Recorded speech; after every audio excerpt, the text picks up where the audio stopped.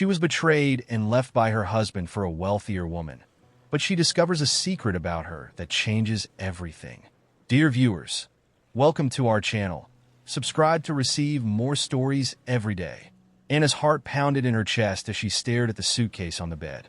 Tom was packing with the kind of detached efficiency that only comes after years of emotional distance. There was no sadness in his eyes, no remorse. It was as if the last 2 decades they'd spent building a life together were as meaningless as the worn-out clothes he was stuffing into his luggage. "I just can't do this anymore, Anna," Tom said, barely glancing at her. "We've grown apart. We've grown apart?" Anna repeated, her voice trembling. She tried to hold back the flood of emotion, but it was no use. Tears began to blur her vision.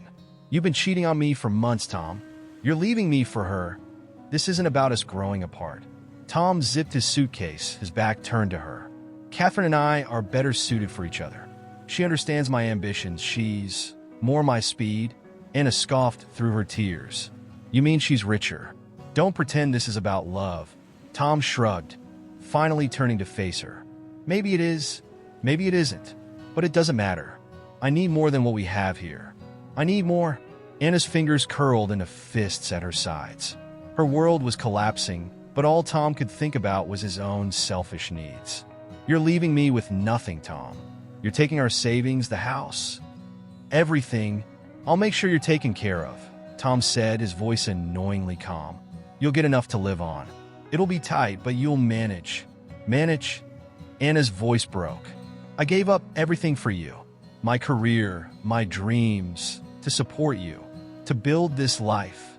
And I'm grateful for that," Tom said, not even flinching. "But people change, Anna. You need to find your own path now. I'll send over the paperwork for the divorce." He picked up his suitcase, brushed past her, and walked out the front door without a backward glance. Anna stood frozen, the sound of the door closing echoing in her ears like the final nail in the coffin of their marriage. For a moment, she couldn't breathe. The weight of it all, Tom's betrayal, the years she'd wasted on a man who had no regard for her sacrifices, pressed down on her like a suffocating blanket. She sank to the floor, her body trembling with sobs. She didn't know how long she stayed there, but when she finally pulled herself up, her cheeks were streaked with dried tears, and her chest ached from the crying. She gazed around the room, her room now, and for the first time, the reality of her situation hit her. Tom wasn't coming back. The life she had known was gone. But as the grief settled, something else began to take its place.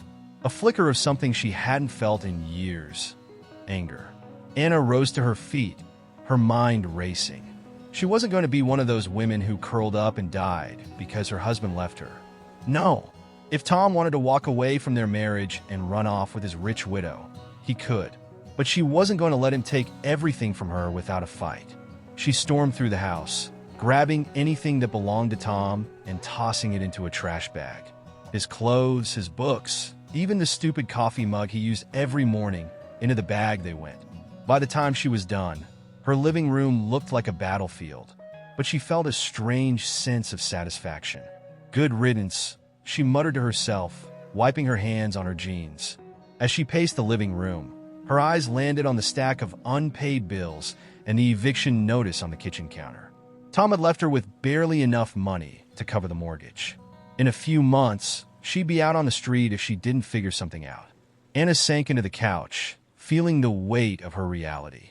What was she supposed to do now? Her job at the local florist shop barely covered her personal expenses, let alone the house. She hadn't worked full-time in years. Tom had always made sure she didn't need to. And now she had nothing. She glanced at her phone, hesitating before scrolling through her contacts. She could call her family, but the thought of explaining everything, of admitting that her marriage had failed, made her stomach turn. No, she needed to figure this out on her own. She couldn't depend on anyone. That night, as she lay awake in bed, a plan began to form. She wasn't sure where it would lead, but one thing was certain. She was done being the victim. If Tom thought he could walk away and leave her with nothing, he was in for a rude awakening. The next few weeks were a whirlwind. Anna threw herself into making ends meet, working extra shifts at the florist shop, selling off anything of value that Tom hadn't taken. It wasn't much, but it helped her scrape by. The house felt emptier without him, but in a way, it was liberating. She didn't have to tiptoe around his moods or bend to his whims anymore. One evening, as she was cleaning out the attic, Anna stumbled upon an old chest that had belonged to her grandmother. She hadn't opened it in years. Tom had never been interested in her family history, so she'd tucked it away, forgotten. Curious, she pried the chest open, revealing a collection of old letters, photographs, and documents. She sifted through the items, smiling at the memories they brought back, until she reached the bottom of the chest. There, hidden beneath a stack of yellowed papers, was a small, weathered envelope with her name on it. Anna. Her heart skipped a beat. The handwriting was unmistakable. It was her grandmother's. With trembling hands, she opened the envelope and pulled out the letter. As she read the words, her eyes widened in disbelief.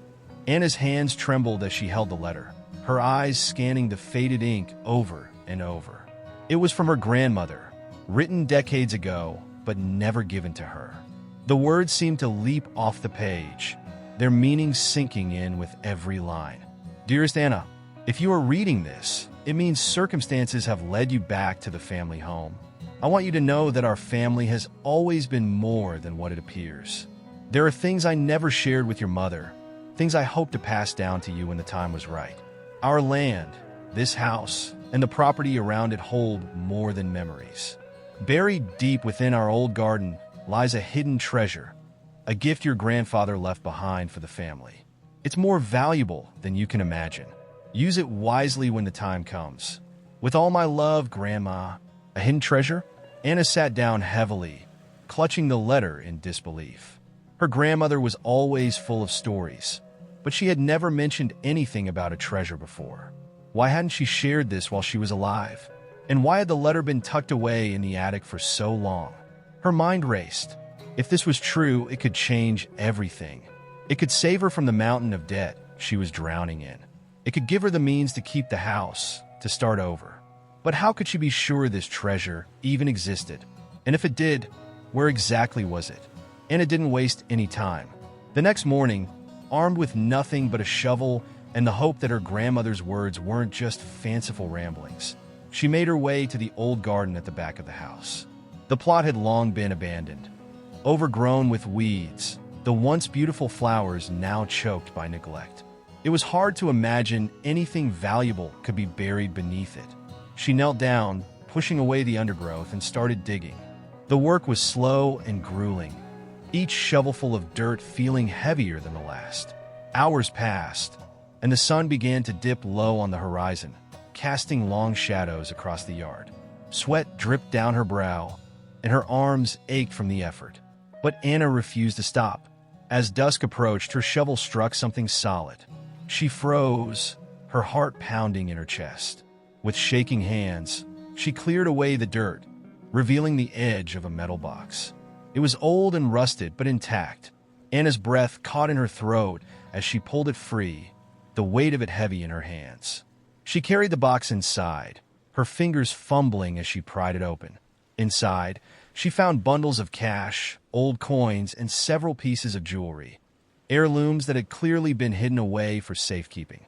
At the bottom of the box, beneath the valuables, was a sealed envelope. She tore it open and found documents, legal papers, and the name of a company that sounded vaguely familiar, Windcrest Holdings. As she read further, her eyes widened in shock. Her grandfather had owned a significant portion of stock in the company, and over the years, its value had grown exponentially.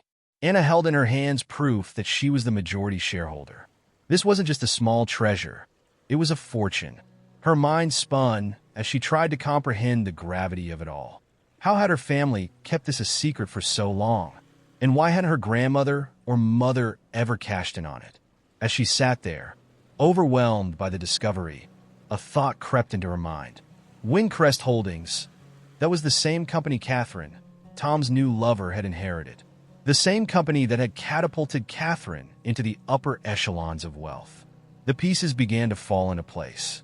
Tom hadn't just fallen for a rich woman by chance, he targeted her.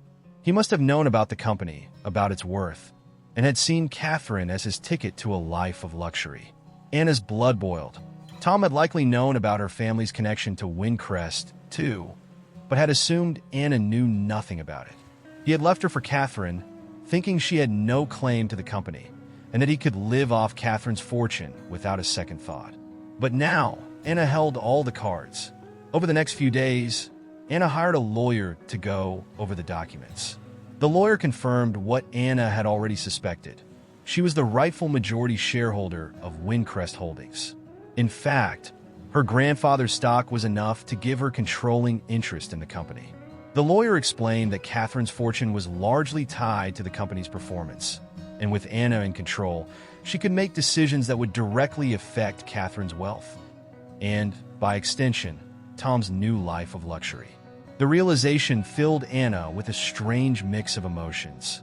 For years, she had supported Tom, put his needs above her own, and watched as he built his career while she sacrificed hers. Now, she had the power to turn the tables. She could ruin him, but was that what she really wanted? Part of her craved revenge, craved the satisfaction of watching Tom's life unravel the way he had so callously destroyed hers. But another part of her, perhaps the wiser part, knew that holding on to bitterness would only hurt her in the long run. She had a chance to rebuild her life, to take control of her future in a way she'd never been able to before. Anna's decision came unexpectedly one evening. As she sat on the porch of her old family home, the letter from her grandmother clutched in her hand. She thought about the legacy her grandparents had left behind, the sacrifices they had made to provide for their family, and the treasure they had entrusted to her. This wasn't just about money, it was about honoring that legacy. The next morning, she put her plan into motion. Weeks passed, and Anna slowly began to assert her control over Windcrest Holdings. She made quiet, strategic moves within the company, buying up additional shares and securing her position as the majority shareholder. Tom and Catherine remained blissfully unaware of her involvement, until the day Catherine received a call from her financial advisor. Catherine stormed into Tom's office, her face flushed with anger. "Did you know about this?" she demanded, throwing a stack of papers onto his desk. Tom looked up confused. "What are you talking about?" "Windcrest Holdings. Someone's been buying up shares left and right, consolidating control of the company. And now, the board's been restructured. Without my consent." Tom frowned, flipping through the papers. "That's impossible. You have controlling interest." "Not anymore," Catherine snapped. "Whoever this is, they've taken over." The color drained from Tom's face as he scanned the documents. This can't be right." But it was. Anna sat at her kitchen table, sipping her coffee as the sun streamed through the window.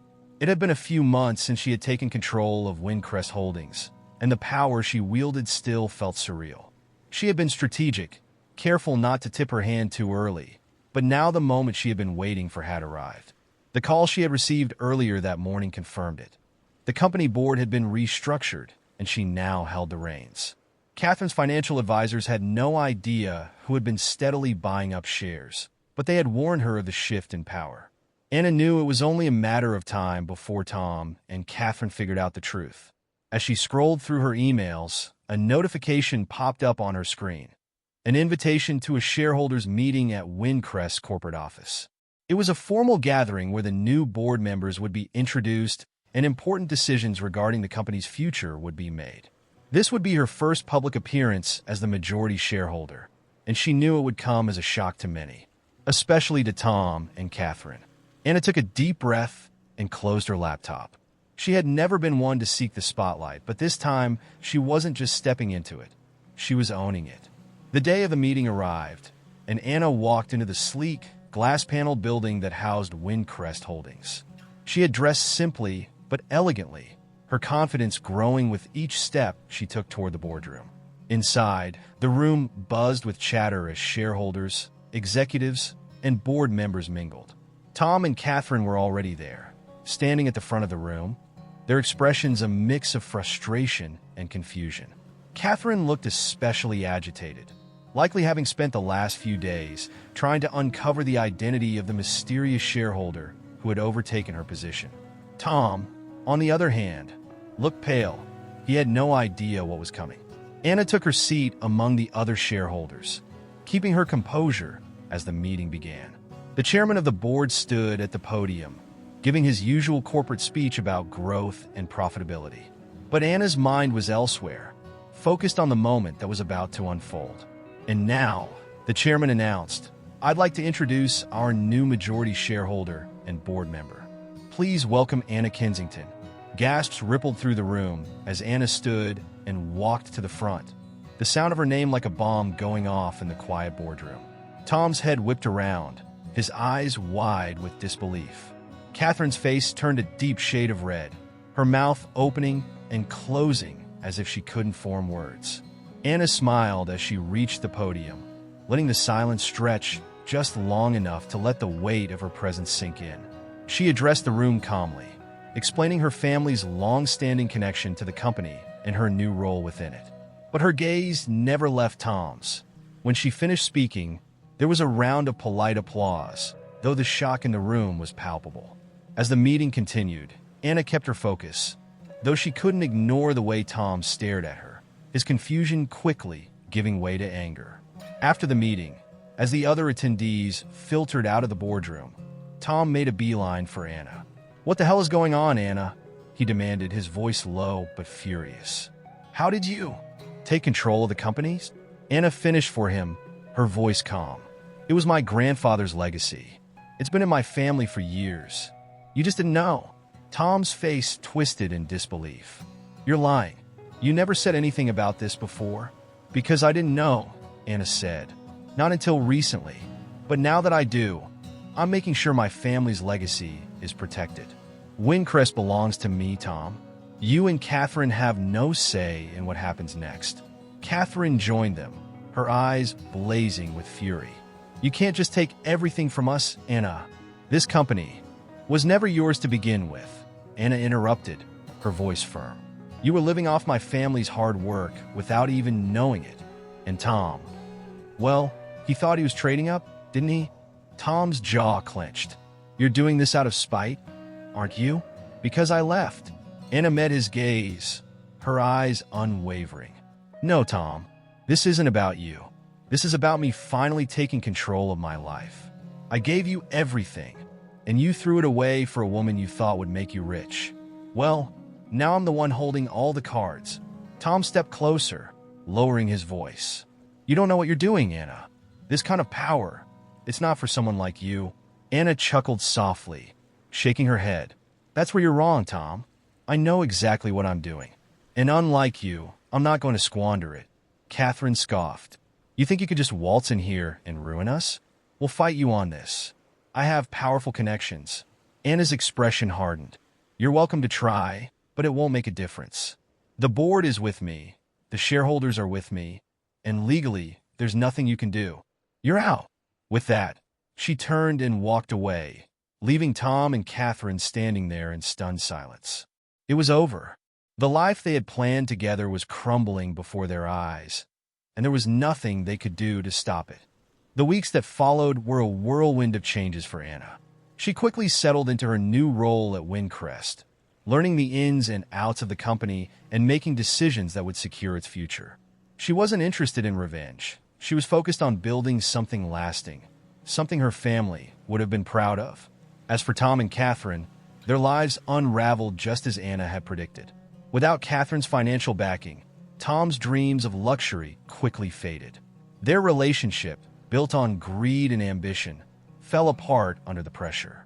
Tom attempted to reach out to Anna several times, but she never responded. There was nothing left to say. Anna's life, meanwhile, took on a new purpose. She had more wealth than she had ever imagined, but what mattered most to her wasn't the money. It was the knowledge that she had taken control of her destiny. She had turned her heartbreak into power, her betrayal into strength. And in the process, she had discovered something far more valuable than any fortune: her own resilience. As she stood on the porch of her family home one evening, watching the sun set over the horizon, Anna smiled to herself. She had found her silver lining after all. Dear viewers, thank you for watching. If you like this story, please subscribe to our channel to receive more stories every day. Share with us what you think of this story.